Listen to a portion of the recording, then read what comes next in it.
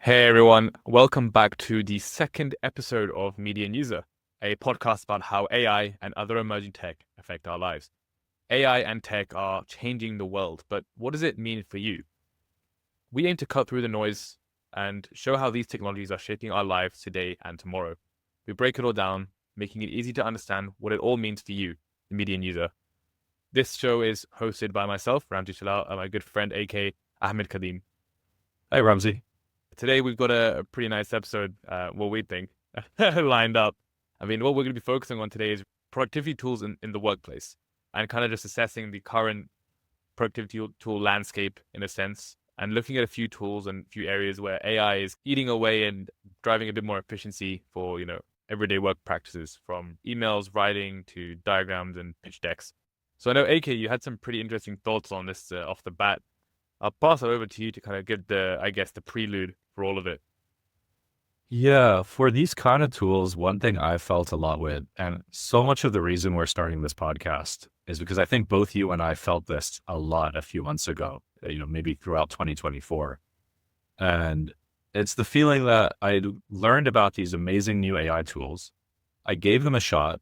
Maybe it didn't help you as much as I thought, or it seemed really impressive until I hit a snag. It was getting some really weird results. I didn't know if I could trust it. And so I just stopped, went back to the old way.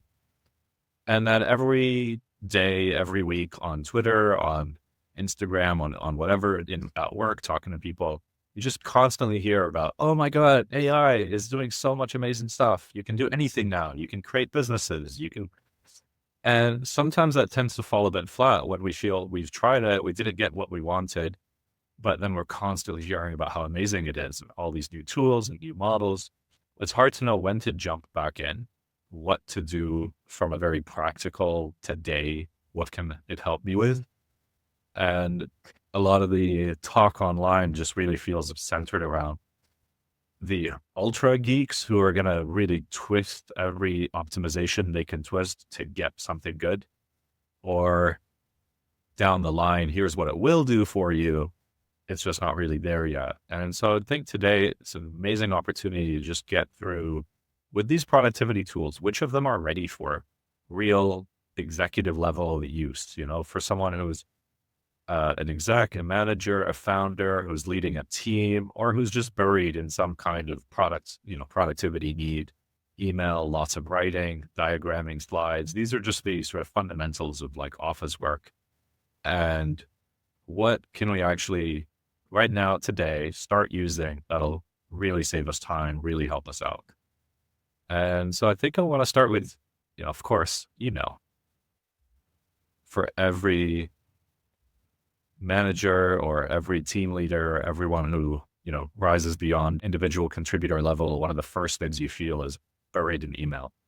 And if you're, in sales and marketing and customer facing work, your inbox is constantly flooded. And if you're not able to keep on top of it, that's real business lost. So I wanted to just highlight two tools that I've used that can really do an amazing job at making you faster, more efficient, more creative, write better emails, process the emails coming in. And so the first tool I'll mention is Superhuman. Now, for me, I've known about Superhuman before it even had AI features. It was just an amazing app for email. It did a really good job at separating important things into their own area, super fast keyboard focused UI. So you can just get through your inbox, categorize everything. Lots of amazing features like, remind me later with different conditions. And so it's already just a great email app. And then they started adding some AI features, I think about a year ago, about a year and a half ago.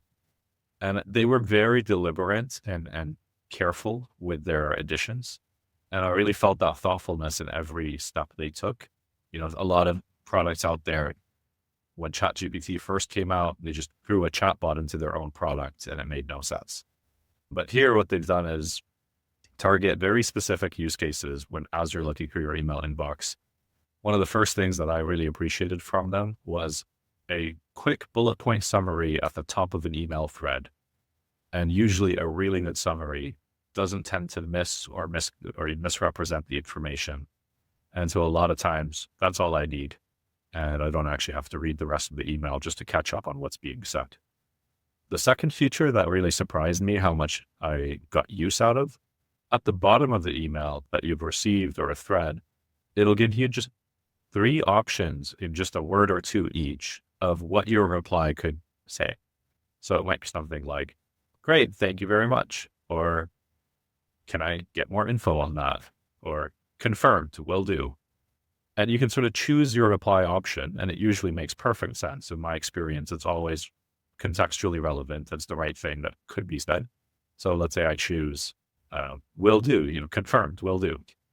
It'll expand that into, let's say, a 4 or 5 sentence email with all the right pleasantries and courtesies and the signature and all of that. And so I can really just like get that email, hit one button, have the perfect email to write back. And I think part of the magic is that because they have access to your email, they can write it in your style. And if you felt that an email wasn't written quite enough in your style, you could also prompt that and say, try again, even more in my style, more in this way or that way. I just find I rarely ever have to use that. It usually gets it right the first time. And of course, it also has email composing. So I've used this in like trying to email government offices because I'm just not the kind of person who's going to know how to write that kind of email, full of the exact right pleasantries and everything just to get that response from them. So like we were traveling to Italy a summer, like 2 summers ago, and I was trying to write an email to accelerate the passport approval, like getting the passport for our kids. And it was brilliant. It was like an email, like it was a work of art email. I would have never thought about this otherwise. It was just like, we kindly request, I can't even do it right now, but it was amazing.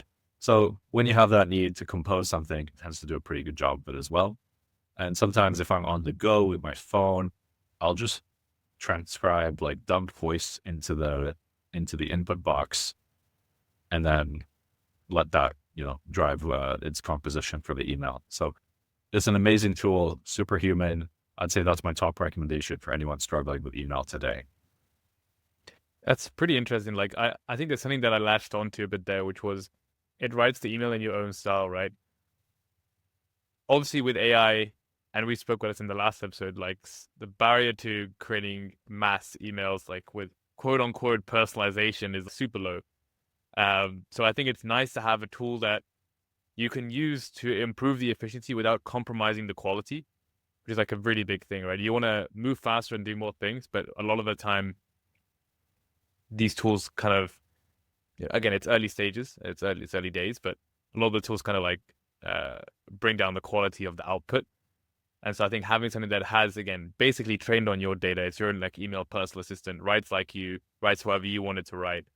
I think that's pretty powerful. I can imagine that probably is nice to receive an email that sounds like it's from a human nowadays. Absolutely. I mean, I don't think people can tell the difference for mine on the other side. Like I check them for that tone. And if I need to tweak a word or two here and there, I do. Just usually doesn't take much.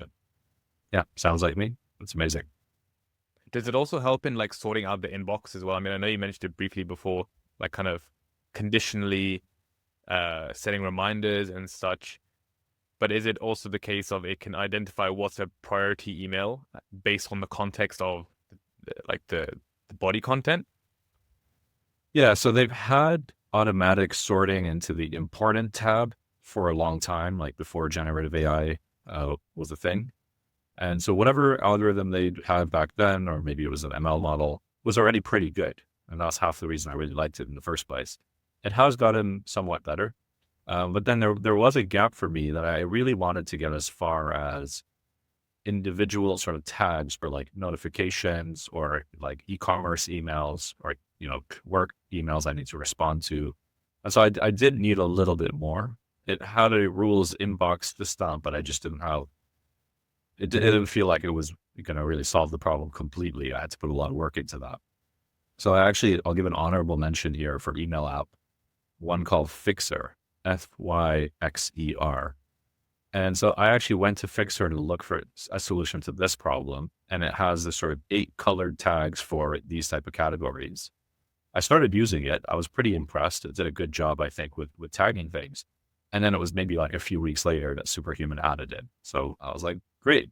I can just go back to my usual email app and get what I need. But I'll mention Fixer for one other reason. If you like having a meeting note taker and you want, less tools, then you can use it for both email and meeting notes and have all of that in one place. I've kind of been on the receiving end of people showing up with a Fixer AI to meetings that I'm running and ask them about it. See, they've had a pretty good experience. So I will mention out there. Otherwise, Superhuman if you're just trying to fix the email problem. Yeah, that's super cool, to be honest. I mean, like, shout out to all the note takers, to be fair. I think they saved a lot of time. I'm a big fan of Spinach, like, no endorsement, but Spinach is great. I know, just maybe a little interlude here, but, if you are looking for a note taker to kind of, again, help you with your note taking for your emails, for any sort of work that you're doing, I think the biggest ones, Fixer, Spinach, Otter, TLDV, I think are all great options. As well. There's a lot of those, aren't there? It's like there's Fireflies, absolutely, Chorus. It's a crowded place. Which one's your favorite? Spinach?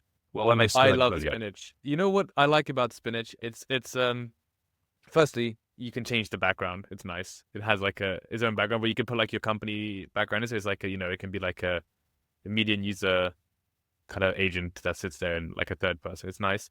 But that's a very aesthetic and high level, I guess, benefit.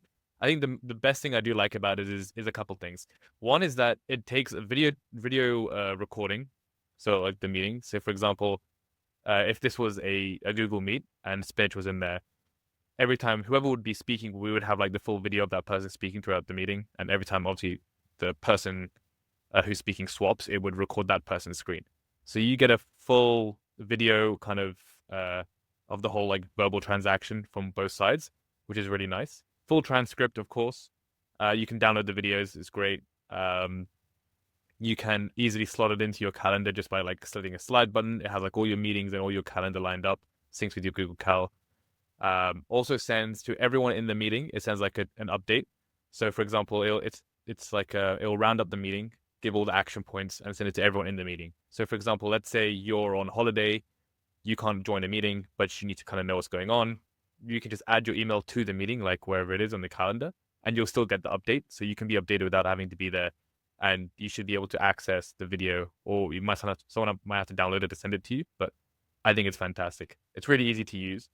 Obviously, every kind of product has a little teething problem. So I've had a couple issues, like sometimes where it doesn't connect through the native UI for Spinach, but they have like an email which is like get@spinach.io. So if you add that to the meeting manually, it always shows up. And you can also pause it during the meeting. So like, let's say you want to talk about something that's off the record, confidential. You can just go in like your Google Meet chat, just type, I think it's pause or /pause, and it pauses it. And then you can unpause or resume, and it will resume, which is really, really good. That's great. Yeah, it's pretty cool. I'm a big fan. I mean, I got introduced to it last year. I haven't swapped since. Haven't had to try anything else. I think the only thing that I would say is like I wish they would hold on to the meetings in the platform for like a little bit longer. I think it's like after a week you can't download the video, which is a slight nuisance because sometimes you forget. But I think it might just be like maybe I have to pay for something else to get that. I'm not too familiar. I haven't really looked into it. I just bought like the premium version, which gives you everything I really needed, and then kind of let it go. What about yourself? I used to try a lot of these like regularly, and I found Otter was really nice at some point for the post processing. Fireflies was great, almost live in the meeting. Had these kind of like little widgets that would sort of help you. There's different ones that kind of monitor your, like how much you're talking, if the tone is the right tone, like more for like sales help or kind of getting you to a more productive discussion, which was interesting. I'm not a salesperson, so I just thought it was cool. I didn't have much to do with it. But these days, I've never heard about that. That's yeah, cool. Like it helps you, like it tells you what you're like. It tells you how you're speaking in real time. Yeah, so I think there's like Chorus and Crisp are the two leading ones for that area. Again, not a lot of direct experience, but I think Crisp was nice for just like, hey, you're monologuing, like get you to stop talking. I need to check that out. That's pretty necessary. I mean, like, I think it's hard because I think for salespeople, when you're obviously riffing off in a call, and let's say, depending on what you talk about, sometimes it can be hard to switch from the sales tone to like the conversational tone to like the tone that you use to kind of reel them in. It's like different parts of the story, and I think it's nice to know what you sound like because you sometimes you can't separate what you're talking about from like how you sound in your head, if that even made any sense. But maybe like looking from the third person perspective on yourself is like quite handy. Yeah, that's cool. I think I'll check those out. To be honest, I've conducted interviews with Spinach, kind of like podcast style as well. So, every time we used to do like interviews for thought leadership, or like we were writing a press release and needed a statement, I'll just get on a Google Meet, chuck in the recorder, get it done. We have the video, we can make clips, we have the transcript, we can get the quotes, and it's pretty fine and dandy. I think it's a good use of tool. I mean, if I was to ever change productivity tool, it would 100% have to have video recording. I think it's like I can't do without it. Yeah, I really need it. So yeah, I think that'll be my top pick. So next up, you wanted to get into writing tools, right? This is like the main thing for you as a marketer running an agency. Where is the state of the art for writing? Writing's such an interesting one because I think there's a lot of tools out there that are trying different things. Obviously, the staple is ChatGPT, and basically every big large language model that there is for like mainstream use. But there's levels to like what people are doing on the writing side. So there are tools like Byword, which are really great at writing articles. Literally just give it a prompt, it will completely scour the internet for the information, build an SEO-optimized article for you, and provide links, which I think is absolutely fantastic. And I know the guys building that are building in public on LinkedIn. I believe his name is James Ward, if I'm not mistaken. So anyone can check it out, check out his story.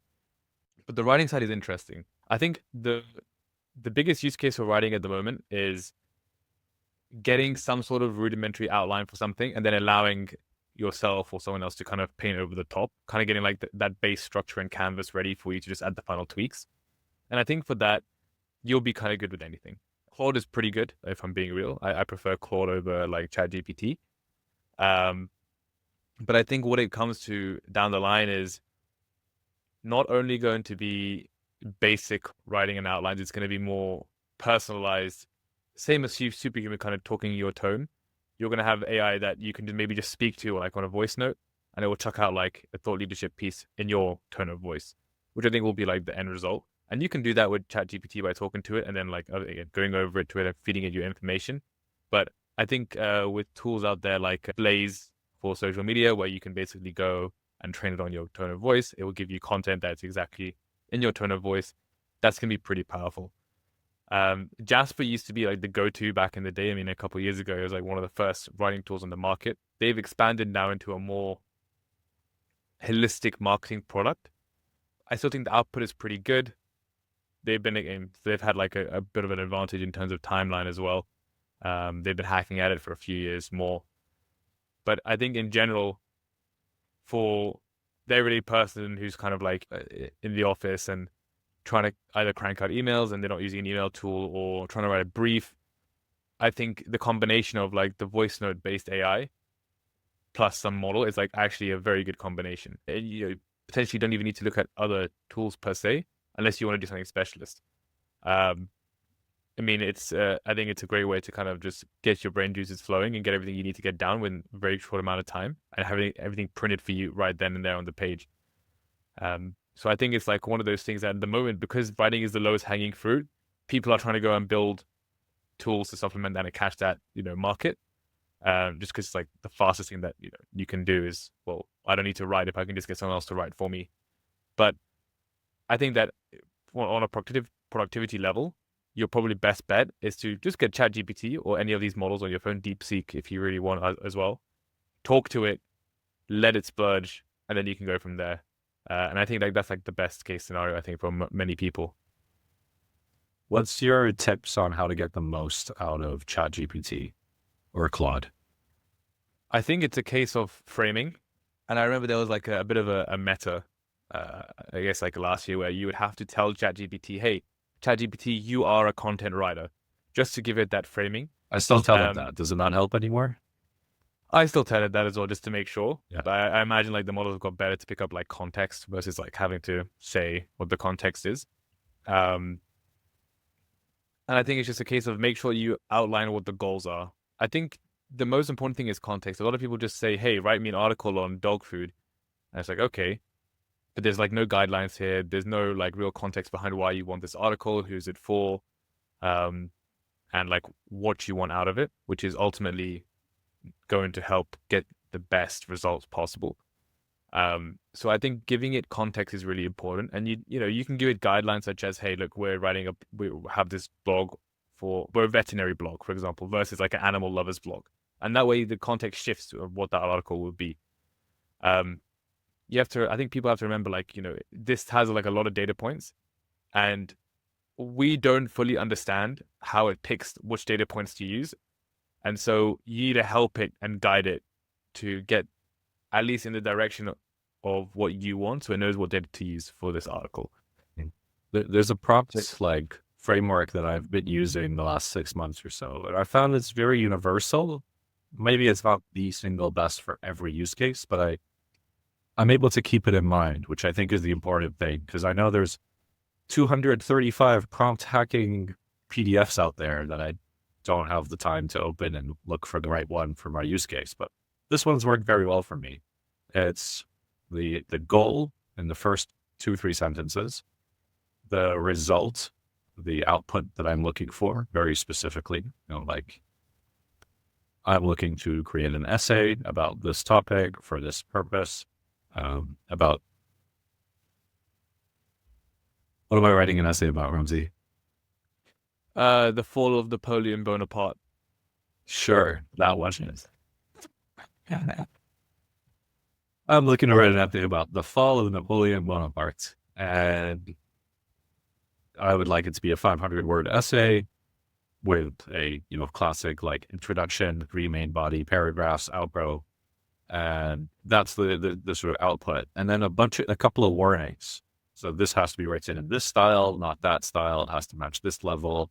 It should not use any words that are clearly most used by LLMs. I've found they're actually self-aware about this, which is funny. If you tell it like, don't talk like an LLM, it helps it not to.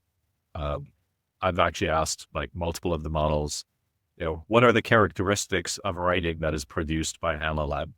And it's very comprehensive. It's like, well, it tends to use these kind of words and these phrasing with like very similar sentence structure and this so I'm like, great. And I took that. I said, give me instructions on how to get a model to not do that. And then now I plug that back into that prompt. So, very sentence structure. Don't use the word delve, like things like that. Frontier, delve. I mean, like, you bring up a good point. This is like what we call negative prompting. Yeah. So you basically tell it what you want it to do and what you don't want it to do. And I think on top of that, when it comes to like making it sound less like AI, there was one trick that I learned, which was you can basically there's a characteristic called perplexity, where you can say, hey, turn up perplexity by 5% or by 10%, and it will basically make the language a little bit like less or more complicated in that way. So if you wanted to make it sound very simple, you would say, hey, once you have your final output, hey, can you turn down the perplexity by like 15%? And it'll make it a lot more simple. You can tell that to the model, like you can just put that in. Yes. Oh, that's cool. Yeah, exactly. I think you can even have it in your prompt, like that helps you have like a temperature check. And I think there is like a temperature factor within models anyway, for this type of, I guess, the complicatedness of the language or the lexicology that is used. So that is a really big help as well, depending on what you're going for. So I guess like if you were to go for the government agency email, you probably want to turn that perplexity up a little bit to make you sound like a really studious and well-mannered individual who's really looking for a great fast track on his passport, versus some hoodlum who's like saying, yo, wagwan, where's my passport at, bro? It's a bit of a different situation. So I think for writing, those are really important. I think it's like more of a case of don't assume that it knows exactly what you're talking about. Talk to it like a 5-year-old. Yeah. And the context up at the end. Yeah. Exactly. That's like my biggest tip. And if you're going to use a more specialized tool, realistically, they should be on the onboarding, like what they should get the information from you. I think the end state for like writing tools is you have like your own personal writing assistant who understands how you want to talk and should be able to pick up context very easily based on like your other past actions and uh, how you create content. It's actually a tool that I tried building myself with a couple friends of mine last year, which we found very difficult for many different reasons. We tried to use like a multi-agent structure and kind of build this out, but I think I'll save that for a story for another day. Um, so yeah, I think like, to be honest, from a productivity perspective, using one of these bigger language models is going to be probably the best use of your time. If you can speak to it and give it the right frames, it'll work extremely well. And if you are more specialized, maybe to look into the right like specific social media content, Instagram captions, etc., there are tools like Jasper. There are tools like Grammarly, which are really good as well, that like basically sit within your current tool set. For example, if you have like Word docs or Google Docs, Grammarly will sit within that, and not you don't have to go somewhere else to kind of get that writing help. So that's another great one as well. So is Grammarly like the modern day, like paperclip dude? Yeah, like it kind of sits and it comes up and it's like, Clippy. oh, you made a grammar mistake. Yeah, Clippy. Like a little G, but it's not Clippy. Rest in peace, Clippy. Um, but it's nice because I think that's one thing that is important, is that a lot of these tools will require you to go somewhere else. And they have to go and log into the tool and use the tool there and then bring your writing and put it somewhere else. The Grammarly tool is nice because it sits as a widget wherever you are. So it's like a universal widget. And if you're in your Google Docs, it'll come and tell you, hey, here is like some spelling mistakes and grammar mistakes. Here's some AI generated examples of maybe what you can use instead. And you can ask it, hey, can you rewrite this? And like it'll do it all for you. But it's within the workspace that you're working in. So like it meets you where you are, which I think is really powerful. And I'll probably be like how things progress going into the future. Of course, like there's stuff like AI in your glasses and obviously in your phone. I think expecting people to jump from tool to tool is going to be tough. Having like a aggregated hub, it just kind of that follows you around, it would be ideal. But yeah, like that's like the main thing on the writing side is those aspects, I guess. Let's move on to diagrams. This is something that I think a lot of people get intimidated by when they have to go use a diagramming tool on their own. And I, as a designer, had to get good at diagramming tools, but probably took me a couple months of trying and failing before I was just fluent in diagramming. And I think that this is a great tool for a lot of people who might struggle to express themselves through writing or through other means that could also save a lot of meeting time, save a lot of emails. You're trying to describe, here the customer's going to come in, they're going to do one of these few things, they're going to get this type of reaction. We'll automate this part of the process. So much wasted time I find is spent writing and talking about those type of things instead of looking at a flow diagram of that or a journey map through the customer experience. So all kinds of scenarios. Of course, with our engineering team, we had to get into the habit of communicating through diagrams because it's so easy to get lost in the edge cases if we don't really express that very well. And so I think what's cool about this area is that almost the exact same existing tools that were popular before generative AI, so that's Miro, Whimsical, FigJam. I think these are the three big drawing tools that have really continued to evolve in this era. And they've all integrated AI so smoothly into their existing products in a way that if you were ever intimidated by having to create a diagram, chances are if you were to go in now and just free text, like just type what you're interested in diagramming, it would get you 80, 90% of the way there. And if you're able to enter in something that's very precise, you'd never have to learn the diagramming tool. You'd get 100% of the way there. And if you already know how to diagram with these tools, maybe it's just a time saver. But I think it's even more impactful for the scenarios where you just would have never used it anyway. You would have never made that diagram if it wasn't as easy as just typing what you wanted. I think that's the real game changer in a lot of productivity environments. You're bringing a new format into the mix between executives, between managers, between teams that often gets underutilized if you have to go, put a bunch of boxes and lines and arrows and shapes. It's overwhelming and takes too much time. But if you can just express that quickly, I think it's this really nice tool that everyone should start getting into and trying out for their own reasons. You mentioned like it's probably best utilized by people who know how to do diagramming. Do these tools at the moment pick up, for example, context? So if I'm someone who's new to diagramming and I'm trying to make a diagram, but I don't exactly know how to word what I'm trying to get out, do you think these tools are friendly enough to understand that, okay, this person might mean this, and so I should maybe give options? Or is it just a case of it takes what you've said and just literally tries to do exactly what you've asked, as opposed to thinking, oh, this person has said this, but it seems like it could mean something else. Should I check? Should I give options? Is it like that advanced at the moment, or is it mainly would you say this is a tool mainly for people who kind of know what they're doing? And for those people, it's really, really powerful. But for people who have not reached that skill ceiling or skill floor, it's like kind of still quite hard to use.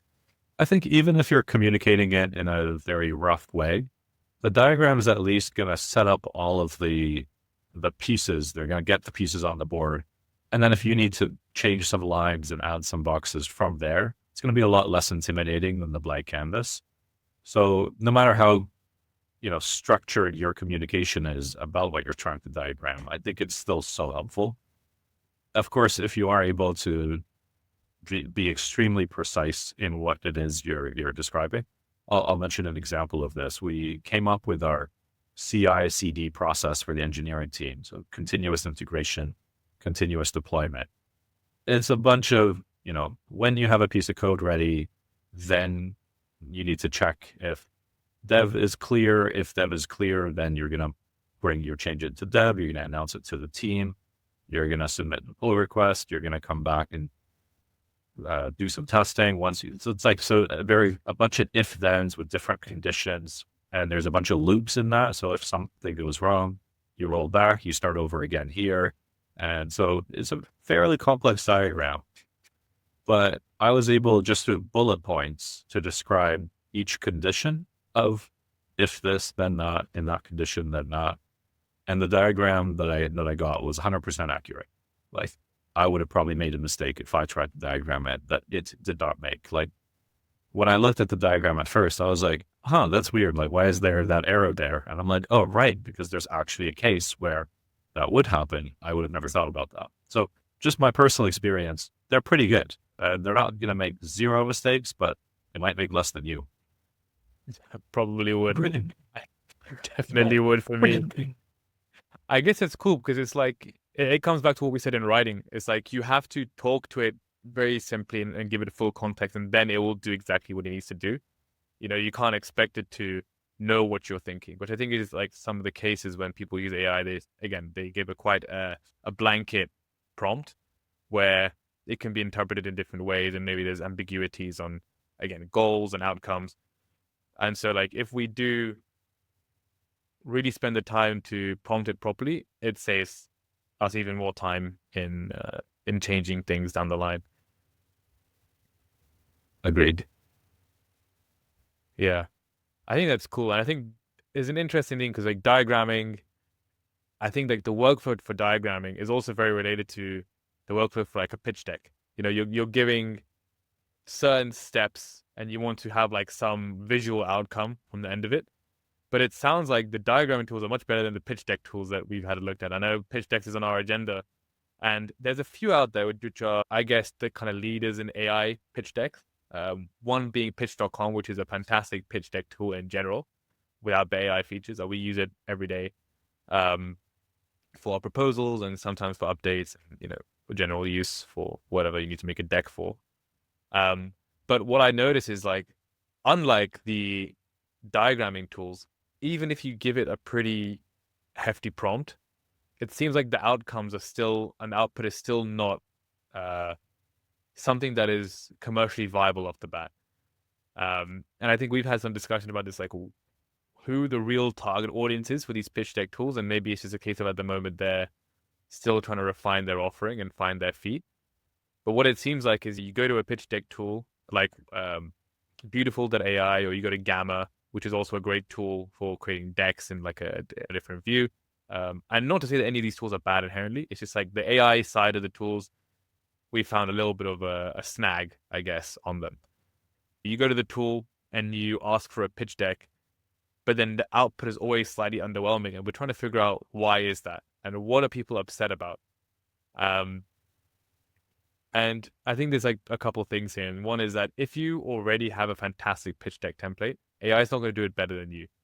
If you just, all you have to do is kind of change a couple words here and there on a slide. For example, if you have a sales proposal and you already have the template that scores you lots of closes, then all you have to do is kind of change a couple of things based on context.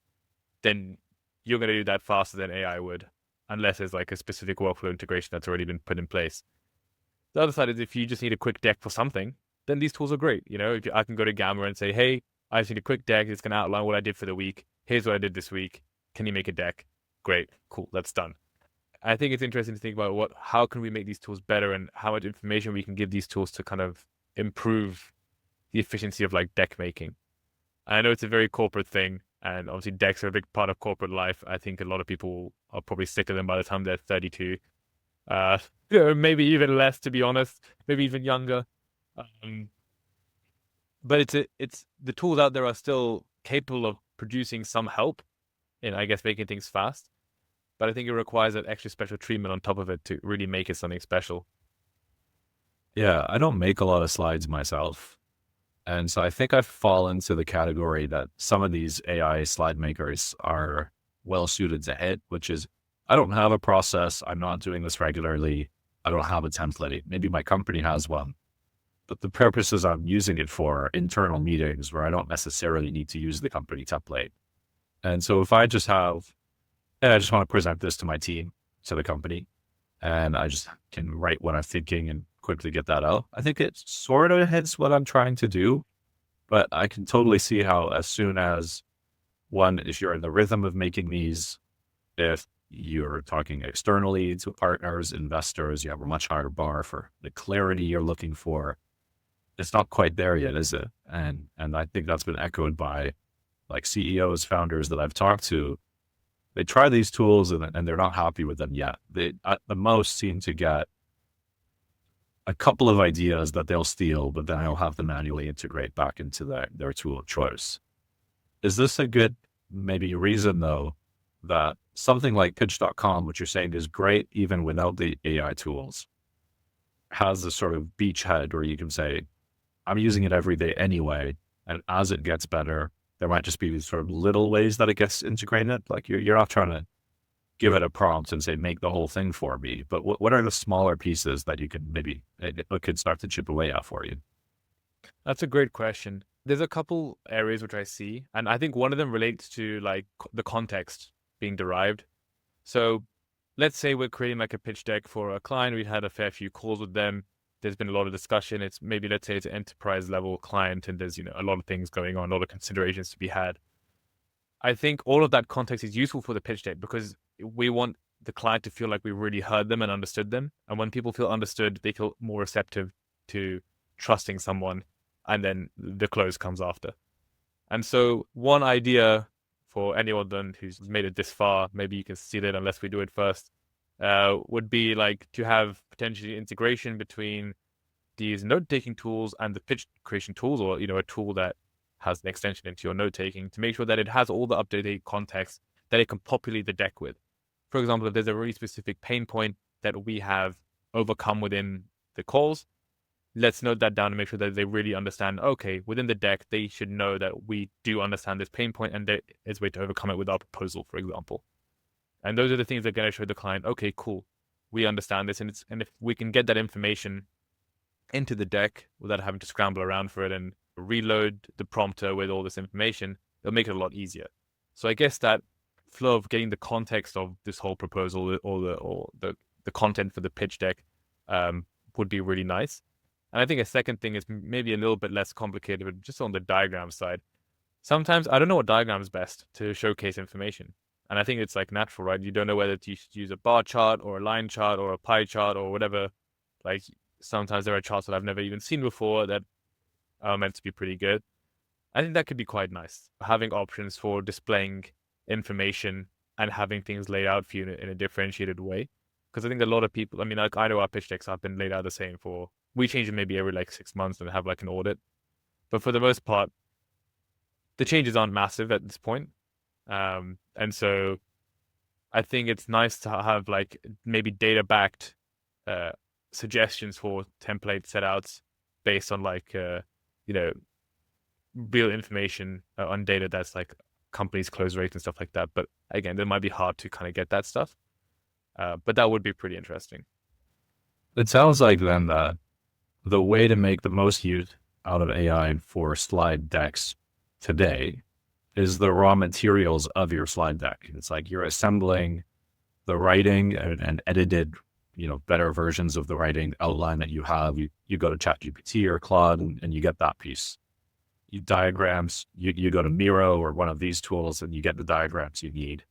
You're trying to express something graphically, you go to Midjourney and you get like the graphic, the stock style image, maybe even stock style video.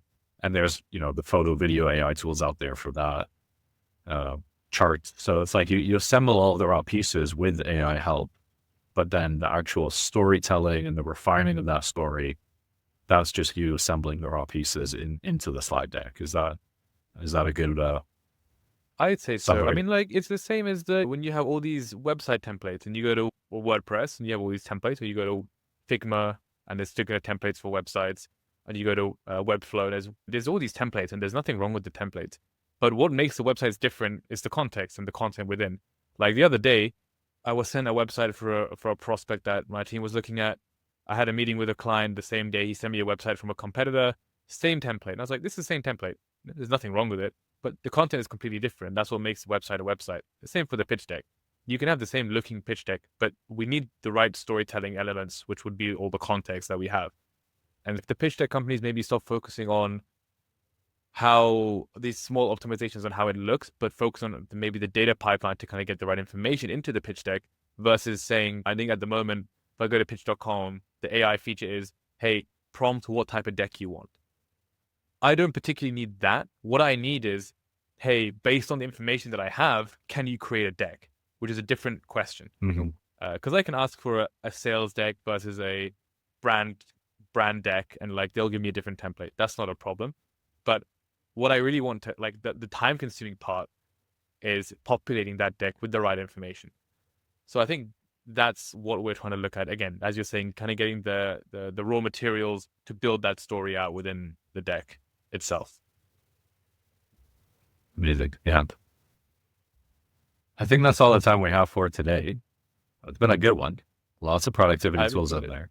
We'll put them all in the show notes. 100%. And I mean, this is something that I think can be expanded into many different areas of productivity. This stuff like second branding that we hadn't touched on, and a lot of other things, and maybe we can touch on them down the line. But definitely a conversation and worth listening to, tools worth trying out. And at the end of the day, if this can save you a couple minutes every day or a couple hours every day, then it's definitely something worthwhile.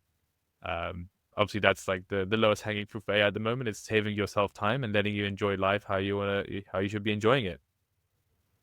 It's been starting to do that for me, and I'm excited for it to get there. Yeah, well, I'm still waiting. So, but awesome. Well, yeah, as AK mentioned, this is the end of this episode, and we'll be looking forward to seeing you in the next one. So until then, we'll catch you guys in a bit. See you next time.